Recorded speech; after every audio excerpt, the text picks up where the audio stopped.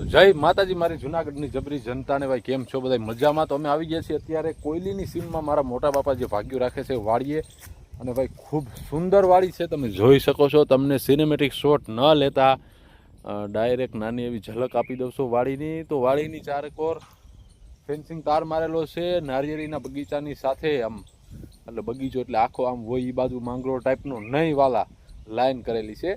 અને નવગણભાઈ જો મારી સાથે સાથે પાણા હારે છે. તો અમે આની પહેલાં એક વખત આવ્યા હતા તો 125 પાણા હારી ગયા હતા, પણ હવે 10-15 પાણા બાકી હતા, હિસાબ બાકી હતો. તો થોડો ઘણો હિસાબ કરી નાખીએ અને એટલા પાણા પૂરા કરી નાખીએ.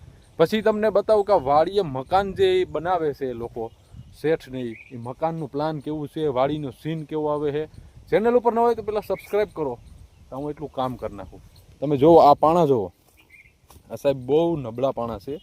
આની ઉપર એક પાટું મારો ને તોય આ ભાંગી જાય એમ છે, કારણ કે ધૂળ આમાં મિક્સ થઈ ગયેલી છે. તો આપણે પહેલાં આટલા પાણાનું કામ પૂરું કરી નાખીએ, પછી વાડીની જમાવટ જોઈએ. તો મિત્રો આપણે છે ને કપડાં બદલાવી લીધા છે. એટલે કપડાં બદલાવવામાં તો શર્ટ એક બદલાવાનો હતો, ટી શર્ટ કાઢી નાખ્યું છે. અને આ તમે જોઈ શકો છો અહીંયા 50 પાણાનું ભાઈ 30 પાણાનો આપણે થપ્પો મારી દીધો છે. અને આ એ મકાન છે, હું તમને જે કહેતો હતો નવું મકાન વાડીએ બને છે. તો આપણે આખો પ્લાન જોઈ લઈએ. એટલે વાડીએ સારું મકાન હોય ને ભાઈ, એટલે તમને સિટીમાં રહેવું ના ગમે. તો અહીંથી આપણે શરૂઆત કરીએ.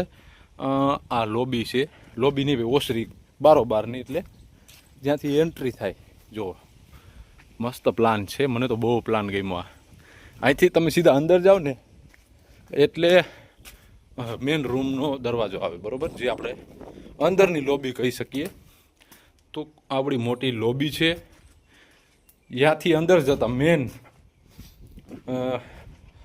આ લોબીની અંદર લોબી છે, કાંઈ ધ્યાન નથી પડતું, પણ એવું જ તમે ગણી લ્યો ને કે સીડી રૂમ, આ બેઠક રૂમ, અને અહીંથી મેન સીડી રૂમ, બરાબર. પછી એક આ બાજુ રૂમ છે, એક આ સાઈડમાં રૂમ છે, અહીંયા આ સાઈડ ટોયલેટ, અને આ કિચન છે. તમે જો કિચન મસ્ત છે, ઓલી બાજુ નાના મોટા. એટલે પ્લાન એક નંબર ગુડ પ્લાન છે ભાઈ, કારણ કે શેઠિયા લોકોનો પ્લાન તો હેવી જ હોય, એમાં કાંઈ ઘટે જ નહીં, અને માથામાં આપણે કાંઈ ઘટે નહીં.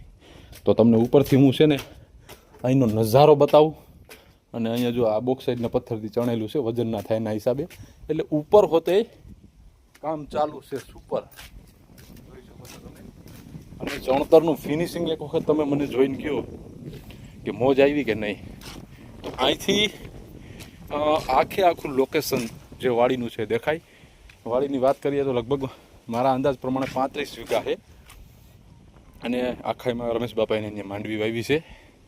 ઓલા ખૂણેથી આમ જે હાથી હાલે દેખાય ત્યાં સુધી છે માંડવી જ છે બધા એમાં.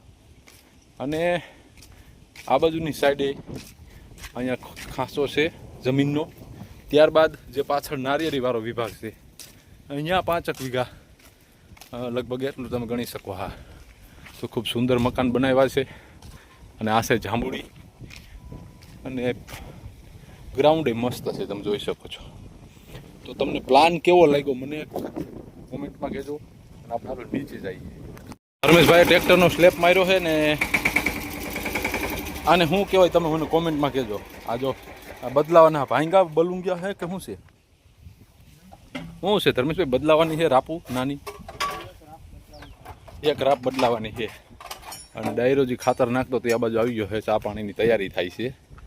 અને આગળ 2 રેડા જોરદાર આવ્યા હતા, પણ આમ વાટલા ફાઈટેક બાજુ, આ બાજુ નહીં. અહીંયા તો ખાલી સાટ જ હતી જેવી તેવી. તો હવે ચા પાણી પી લઈએ.